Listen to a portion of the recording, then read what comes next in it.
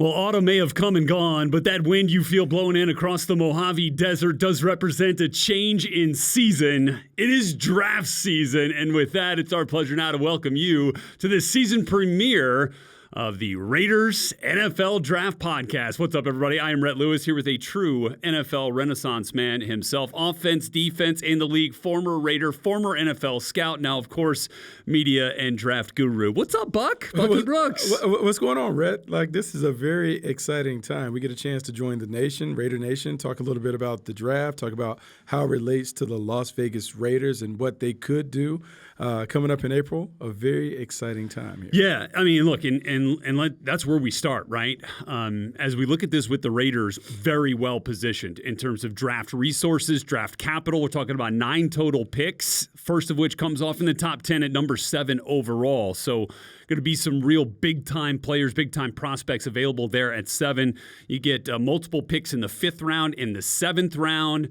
As you look at that, I mean, that positions you, as you look at this from a front office perspective and from a coaching perspective, a lot of options there, right? High-end players up at the top and then a chance to build depth throughout with that many picks. Yeah, when you think about building your team, you certainly want to make sure that you take care of business in the early rounds and you acquire blue-chip players. When you think about the best teams in the National Football League, the guys taken to the top of the board end up being their stars. But then you also want to make sure that you're able to get some guys on day 3 that can emerge and become big-time playmakers. You think about the impact that Max Crosby has had on this team and what he has been able to do being a dominant player off the edge. You're looking to find some of those guys. And so if you get lucky where you take care of business in the early rounds and you find a few gems in those later rounds, you have an opportunity really to engineer a quick turnaround when you think about this season. Yeah, no question. And so that's where the Raiders stand, right? And as you get into, what this roster looks like, there's obviously still a lot that's going to happen between now and the end of April when we get to Kansas City for this 2023 NFL Draft. But based on what we saw this year from the Raiders, where free agency might land them with guys on expiring contracts, always a good idea, obviously, to bolster what you got up front on both sides of the ball. I feel like that's something we could see as a theme in this draft. Quarterback, obviously is something to look at there, especially positioned at the number 7 overall pick.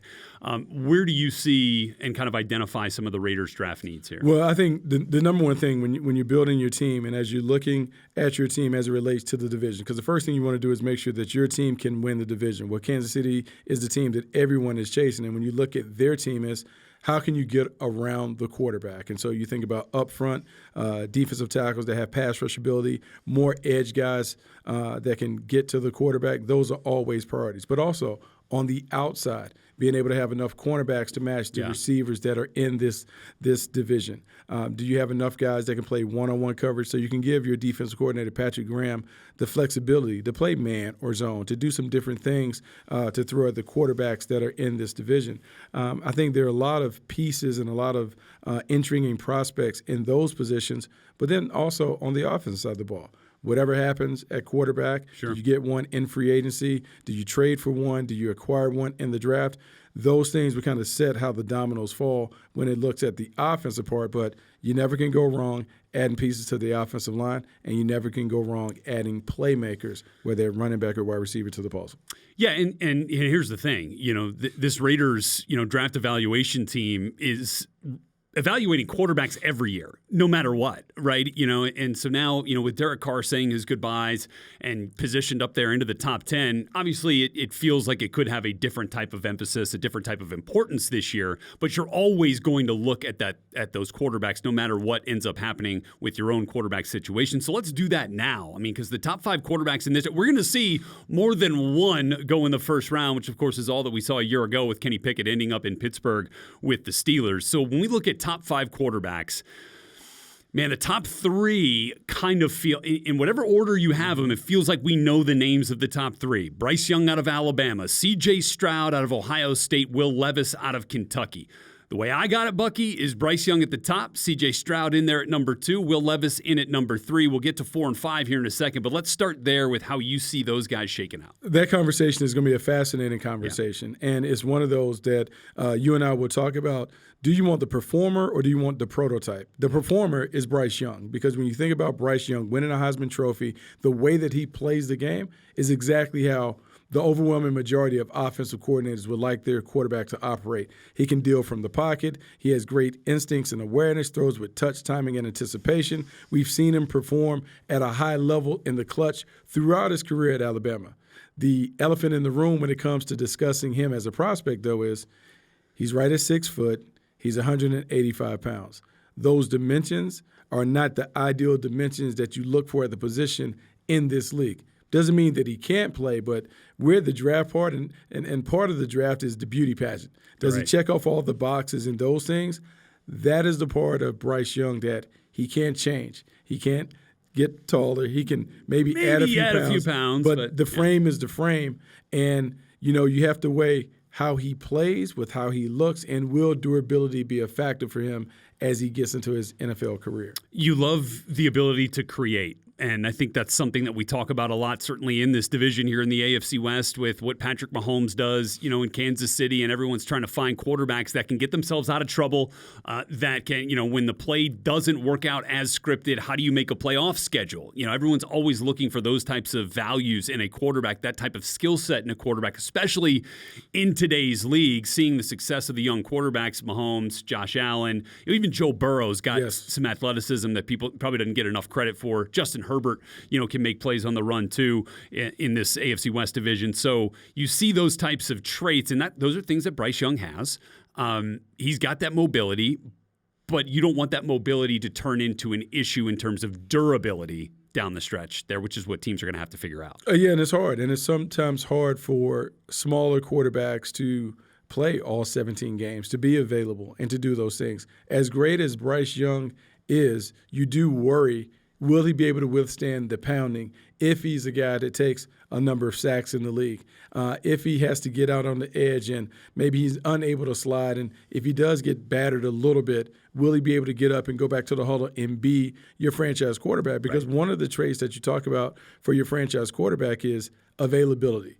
The best quarterbacks in this league are always there for their team. And so when you're looking at Bryce and you're going through the evaluation and you're looking at the size, and you wonder, is he going to be durable enough to be one of those quarterbacks that we think not only is he week 1, is he going to be available in week 18 when you really need him down the stretch? And look, when he's on the field, he's magic. I mean, he is a playmaking quarterback. He's got phenomenal ball placement. I think we've seen that all over the place. He's got great vision. He's got great awareness of what's happening, of where the rush is. I think back to the game against Tennessee, he's making a play late game. This is fourth quarter. He sees the rush coming. He eludes a guy in the pocket, steps up, eyes stay downfield, and he's able to hit a wide open running back out of the backfield for a huge gain, and what was one of the best games of the college football season. So he's got all that in spades. He has all of that stuff, and this is the thing that it makes it such a hotly contested debate in meeting rooms. Yeah. He does everything that you want to see the quarterback do. We've been around quarterback gurus who've talked about it. Hey, the number one things that you talk about are decision-making and accuracy. Well, check. He has that. When you see him in late-game situations, when they're asking him to run a 2-minute drill and they're behind. Back to the Texas game. He does all those things. Legs, yeah. I mean, he has a bunch of examples where he's been able to do that. There have been games where he's played elite competition, and he's been the best guy on the field. Yeah. The one thing that you always will come back to is he big enough? Is he durable enough?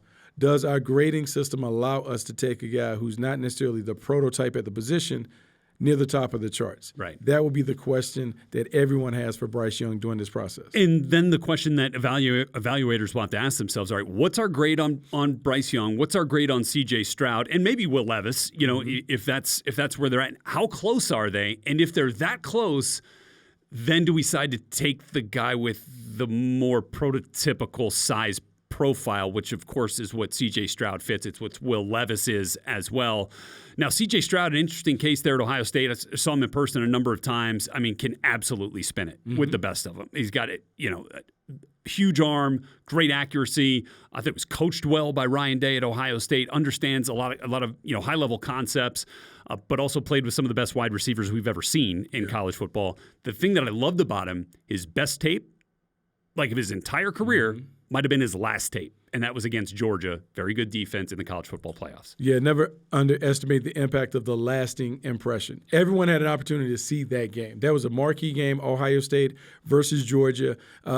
many didn't give Ohio State an opportunity, a chance to be able to knock off Georgia. Yeah. And you saw a dogfight. You saw him play his best game on that big stage. And as an evaluator, a lot of times you're looking for those games. You're looking at rivalry games. You're looking at conference championship games, college football playoff games, because that's as close as it gets to NFL competition in terms of the intensity, the scrutiny, and all of the pressure that is around that game. And he played his best. And not only did we see him play his best in terms of throwing, we saw the athleticism that he's got it. He hadn't really shown that throughout his time at Ohio State. It, really. Yeah, and so now he shows that, and so now you look at him differently. And then when you go back and you look at the dimensions, 6'4" and some change, 220 pounds, you can see him grow, and you say, okay, he can grow and become that big-bodied playmaker that we want at the position.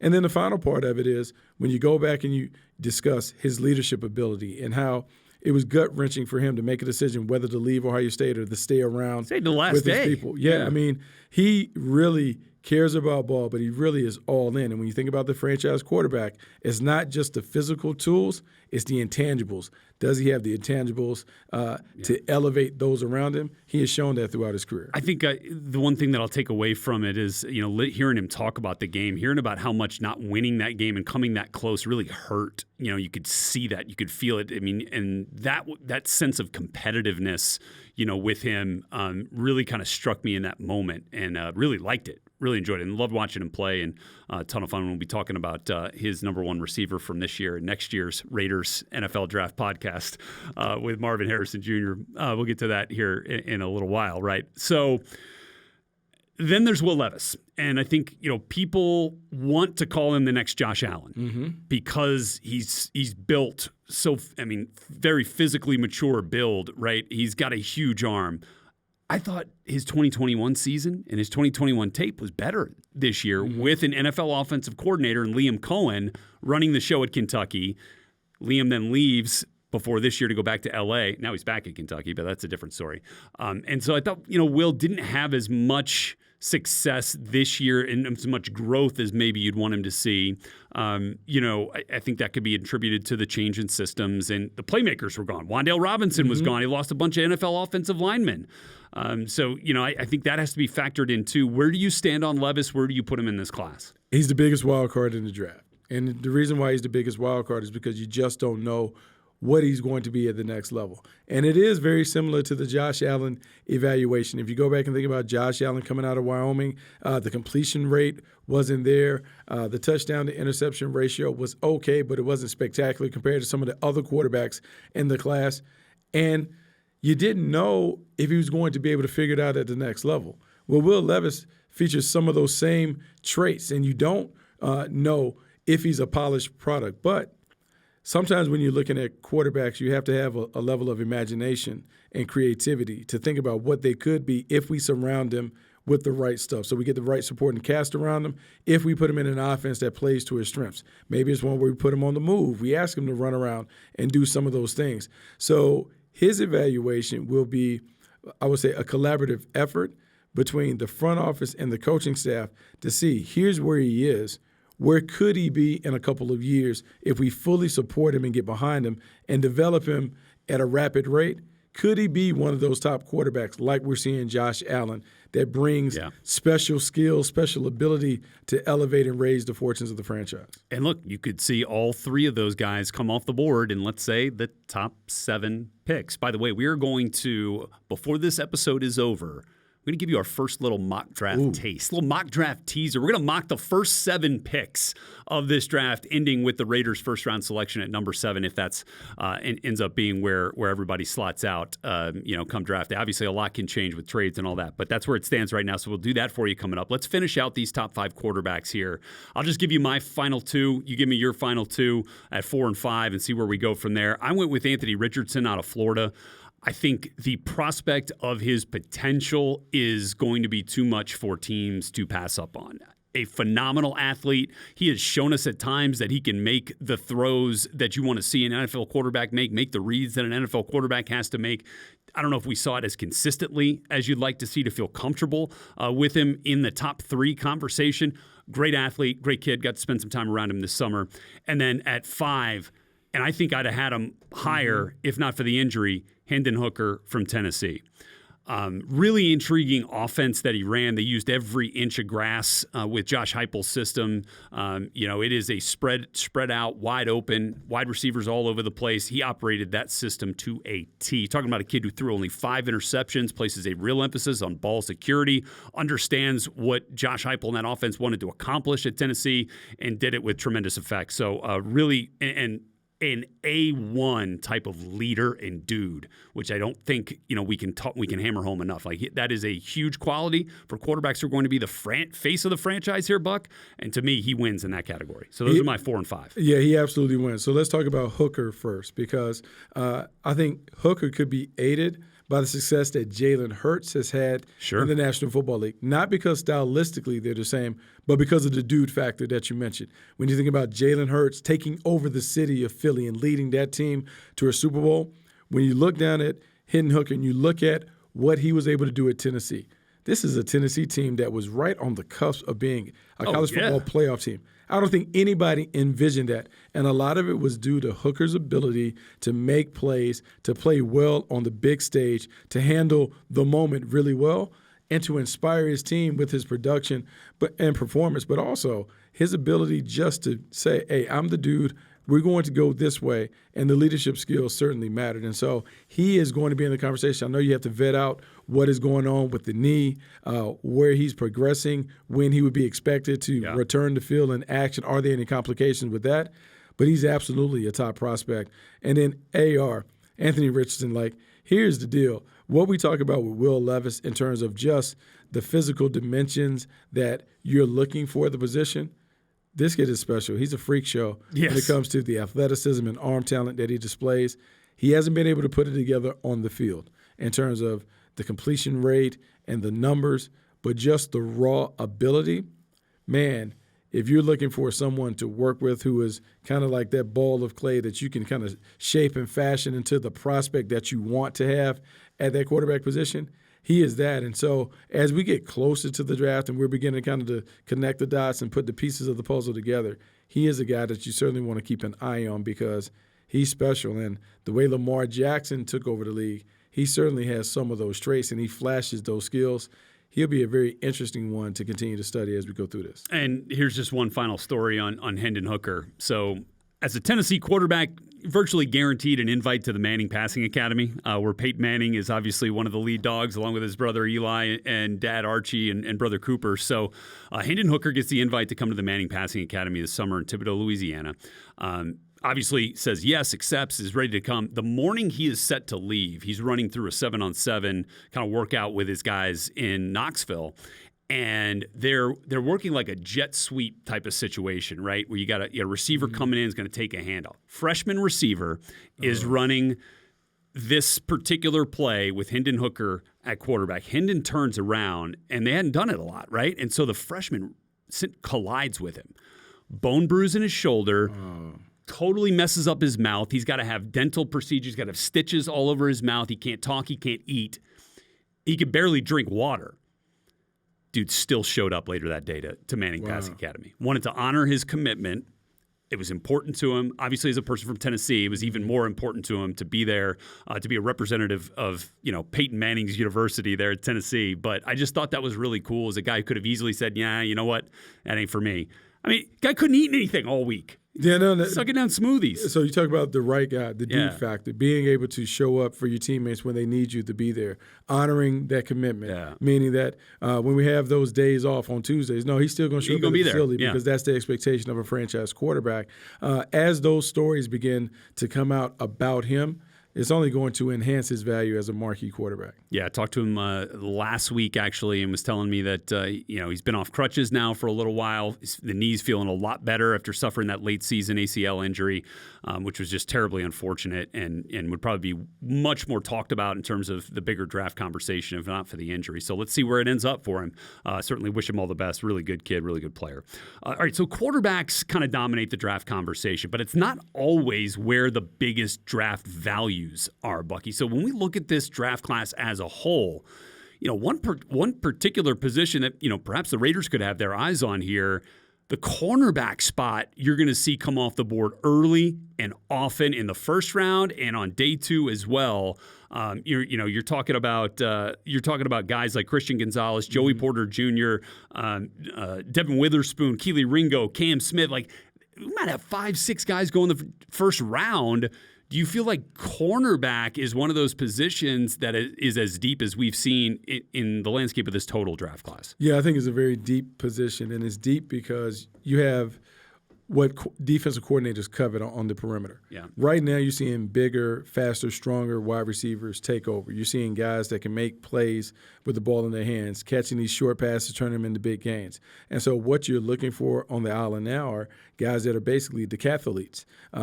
They're big, they're tall, they can line up nose to nose and play press man, yet they're nimble enough and have enough agility to play off in shadow in space. They have the instincts and awareness to be able to play in zone and understand what they're doing, what their assignment, alignment, and adjustment could be with motion and those things.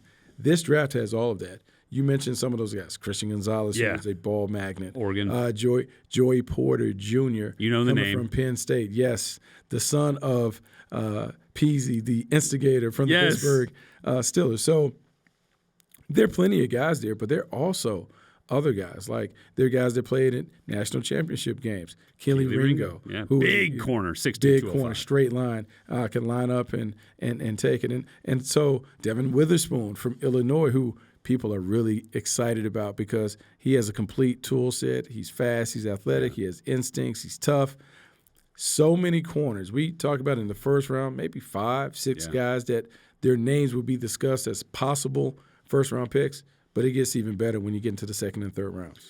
Yeah, and so real deep, and that's kind of as deep, kind of similarly to the depth that we talked about with the receiver class for the last 2 or 3 years. You've had really, top-notch wideouts available rounds 1, 2, 3. We're seeing 20 to 30 guys come off the board at the wideout spot in those first 3-4 rounds these last couple of years. That may not be the case this year, where we had a couple top 10 guys last year, Garrett Wilson with the Jets. I don't know that we're going to see a top 10 wide receiver this year, Buck. So that one, on the flip side, might be, one that's a little bit further down in terms of value. Yeah, I think it's different this year with the wide receiver class because there's not the Jamar Chase, right? The Devonta Smith, right, in the class where someone you can say, hey, this guy's going to come in and be a star. Even like Justin Jefferson and what Justin Jefferson has been able to do. They're really good players. I don't know if there's a great player that I must have. I have to get these guys. And let's be honest, we've seen the success of the second and third rounders impact. I mean, right here in Las Vegas, Devontae Adams was a second-round pick that has become the best wide receiver. Hunter Renfrow, day 3. Hunter Renfrow, another guy that has come. This is a position, wide receiver is one where really fit and scheme matters. And so which guys have the skills that fit how you want to play? That's what the Raider staff, Josh McDaniels and company, that's what they have to determine. Which guys can play the way that we want to play as this offense evolves in year 2. Right. I think that's going to be obviously crucial because, as we were talking about quarterbacks before, fit, play caller, playmakers, all of that stuff factors in and weighs so heavily into a quarterback prospect's ultimate success as a player once they get to the NFL. And it's the same with every position, but it's certainly a little bit more impactful from the quarterback spot. All right, so we've worked our way kind of through the top 5 quarterbacks in this class. We're going to do that with you each and every episode for the next 8 or so weeks as we get closer to the draft, give you kind of an overview of the top prospects at each position, some guys that the Raiders could be interested in, of course. But, thinking about the receivers, when the Raiders come back in the second round, might be an opportunity to find another really high-caliber player that might have gone, let's say in the first round, a year ago, but maybe you get still a player at the top of the class when you come back around in the second round or the third round, which maybe that's where you find the value for the wide receivers in this year's draft. So I think that, that's always kind of interesting to see how that strategy works out. So busy week here in Las Vegas. Obviously here with everything going on at Allegiant Stadium with the Pro Bowl and the reimagined Pro Bowl, now a flag football game, all of the different events just outside the walls of this great podcast studio here. The indoor facility here in Henderson has been kind of converted to the kick-tack-toe venue for one of the skills challenges. So they got Pro Bowl going on. Also got the East-West Shrine Bowl happening here, all as a part of Pro Bowl week. In fact, Shrine Bowl, the only tackle football game here this week. And so we're really excited about some of the best prospects and best players from the college football seasons past, and now kind of trying to get their first real tutelage under NFL head coaches. We have full NFL staffs here working with these East-West Shrine Bowl players, which is such a great opportunity. And so now they have an opportunity to kind of showcase their skills, and it's a really unique way to make an impression on NFL evaluators. Obviously, with the teams that are coaching you, Patriots and Falcons coaching staffs are here. But also every evaluator is watching this tape. Every scout's watching this tape, these practices. So give us a sense, Bucky, as a guy who played in the Senior Bowl coming out of UNC, like what All-Star Game season really means for the players and then also for the teams. Yeah, this is a huge opportunity for all these guys that are on this roster to have an opportunity to play in the East-West Shrine Bowl. When you think about this chance, this is a chance for you to play outside of your normal system, to play for pro coaching, to play in a pro-style system where people can project how you could play at the next level. So from a player standpoint, it is a huge opportunity to put some of the things from your collegiate career behind and start thinking about the next level. Learn, implement some of those things and techniques that you are going to need at the next level. From an evaluation standpoint, this is perfect because these All-Star games, East-West Shrine Bowl, Senior Bowl, these are best on best events. Yes. Meaning you have the best players in the country going head-to-head, toe-to-toe against the other elites. And so you have an opportunity to kind of separate them from the pack. Which guys show up on the big stage? Which guys are able to really settle in, learn a new system, and perform at a high level? When you have guys, and we talk about this, cluster busters, guys that are similarly graded. Okay, so now we get a chance to see all of these guys perform back to back to back to back if they're in the same game. We can look at the tapes and say, hey, well, this guy fits us better because of the tools that he has in his toolbox. This is a terrific opportunity to take the regular season at the All-Star games, see how they perform there, take that with the combine, the interviews and the workouts, and put all of it together to really make a comprehensive profile. So when it comes time to make decisions, you make good decisions based on the guys that fit your program best. And there are always guys that stand out. I mean, by the way, this game, the East-West Shrine Bowl, produced Brock Purdy, right? Who quarterbacked the San Francisco 49ers into the NFC Championship game. Obviously, unfortunate how that all ended. But there are big-time players that come from this game. Isaiah Pacheco is over there with the Kansas City Chiefs. It's very important that the players that are here obviously understand, the microscope that they're under and that every move is getting evaluated. And so we've been doing some evaluations of ourselves. We're going to call the game for NFL Network at 8:30 p.m. Eastern Time on Thursday night from Allegiant Stadium, home of the Raiders. And so I'll just give you a couple. I'm going to pick out three guys that I thought really kind of impressed me, with the caveat that I think for both of us, the top player at this game is Zay Flowers from Boston College, wide receiver, really, really good player. Might be a first-round pick. However, he only really practiced for one day. Kind of all he needed to do. His interviewing with teams, is being a part of the whole process, but he was going to do that one practice. He's not going to play the game. So he's going to be the first guy drafted from this game. Oh, he absolutely is to cast me out. When you're looking for wide receivers, you're looking for guys that can run routes, that can make plays in terms of catching the ball over the middle, catch and run prowess in terms of big play ability, turn short passes into big games. Zay Flowers is that. Looks like he might be ideally suited to play in the slot, but his skill set transcends. He's going to be a great pro. Sure. Okay, so I'll give you three guys here. And, I thought this was kind of interesting from the quarterback group. These All-Star games also give us an opportunity to familiarize ourselves with players and prospects that we didn't get a chance to really see in person or didn't get to see a lot because maybe they weren't on TV a lot. How about from Fordham University, Tim DeMorat, a quarterback who threw 56 touchdown passes this year in the Patriot League, as a three-time Patriot League Offensive Player of the Year, dominated at that level of competition, which of course is what you want to see as an evaluator. You click on that tape, you want to know who that dude is that you're going to watch. You want him to jump out at you. So Tim, I thought, had a nice week. I think he's an interesting story. Jake Bobo, wide receiver from UCLA, is a guy that I could actually kind of see fitting in here with the Raiders a little bit too. Kind of a bigger physical frame of a wide receiver. How fast is he going to run might depend on where he ultimately ends up getting drafted. But I think he comes from a great football family. He's got a great background. He's just a high character dude, and I think he's a really good player at the next level. And then here's another one that might be interesting for the Raiders too. Talking about Keitrell Clark from Louisville. Maybe one of the best nickelbacks, slot cornerbacks in this entire draft class, has been making plays nonstop out here in Vegas. He has been making plays nonstop. Had an opportunity to talk to Frank Bush, who is the defense coordinator for his squad, and he talked about Clark displaying the high IQ, the versatility, the instincts to play in the slot. He might be the best nickel that when we come time to look at all the nickelbacks in the draft, he will be one of the top ones that can go in and make an instant impact. When you think about other guys who will be intriguing, I'm sitting here thinking, and just in Mr. Davis's legacy, always talk about the freak athletes. Well, how about B.J. Thompson? Let's go. Stephen F. Austin, lumberjack, a guy who is going to absolutely blow up the combine or his workouts when he has an opportunity. This is a guy is going to run fast. He can jump out the gym. He comes off the edge. He has production as a pass rusher. And when you think about in this league, guys that get to the quarterback certainly get paid. have success. And so he's one with just the tools to have an opportunity to be a solid pass rusher in this league, in this game. There you go. So that's just a few of the names, and there's going to be some more that pop on Thursday night at Allegiant Stadium. So looking forward to that opportunity. And this is, again, all-star games are important, but they're just one piece of the gumbo pot of draft of prospect evaluation, right? Combine, pro days, but game tape obviously reigns supreme, and will with all these guys as well. All right, with that, it's a little mock draft. There's a little mock draft here. Right. I'm gonna line it up for us. We're gonna run 7 picks. Okay, 7 picks. Top so 7. we're gonna start with the Bears, who are at number 1. I'm gonna have you do all the odds. I'm gonna do the evens, and then we'll both give a Raiders pick. Okay. Ooh, okay. So I'm gonna go Texans at 2, Colts at 4, Lions at 6.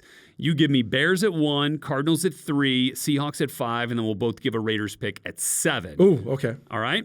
So with the number 1 pick in the 2023 NFL Draft, assuming that the Chicago Bears do not trade that with a team maybe looking to go up and get a quarterback at number 1. Yeah. Who are they taking at 1? They're going to take Will Anderson, edge rusher from Alabama. And this one makes perfect sense when you think about Matt Eberflus and how they like to play. They want to sit back in zone. They want to rush for, and Will Anderson is a guy. I mean, this is a guy that has all the athleticism, great first-step quickness, a proven track record of success in terms of knocking quarterbacks down. He is elite in everything that he brings to the table. That's why I think he'd be the number 1 overall pick. And so at number 2 with the Houston Texans, who moved to number 2 in the last week of the season, they still get the guy that they probably would have taken at number 1 overall, which is the quarterback from Alabama, Bryce Young. And look, I think, depending on what happens with their head coaching situation, I think you're going to want to get a quarterback to come in there. You get new head coach, new quarterback coming in, kind of a new wave for the Houston Texans. I think Bryce Young is a guy that can be like a real lightning rod for that franchise and generating excitement. So I'm going to go with Bryce Young at 2, who you got at number 3 for the Arizona Cardinals. Okay, so the top pass rusher is Will Anderson, but maybe the top defender will be Jalen Carter from Georgia. Defensive tackle, just a freak show. Athleticism, size, strong at the point of attack, has versatility. And then what's funny, a defense that you looked at that has so many first-round picks come from it, Georgia. But when you looked at the tape last year, Jalen Carter was the guy that caught your eye, and he's certainly worthy of being a dominant player that is taken in the top 3. That's why I have him going to the Arizona Cardinals. Okay, and then at number 4, another team in need of quarterback play, the Indianapolis Colts, who just have gone year after year trying to put a Band-Aid on the quarterback position. I think this is the year they finally get it done. Maybe I'll throw a little wild card in here at number 4. Will Levis from the University of Kentucky.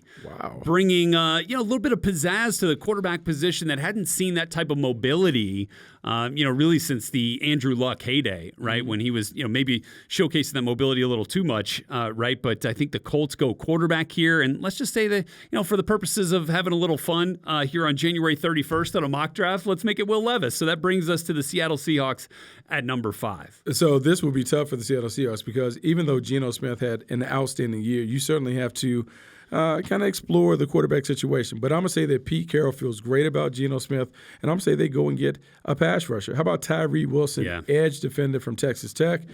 they have been lacking someone that can give them double-digit sacks off the edge. They've been looking for it. They've tried draft picks or whatever. But knowing Pete Carroll, he's going to keep throwing darts until he lands on one. Tyree Wilson is a guy that certainly has the athleticism, speed, big-time player.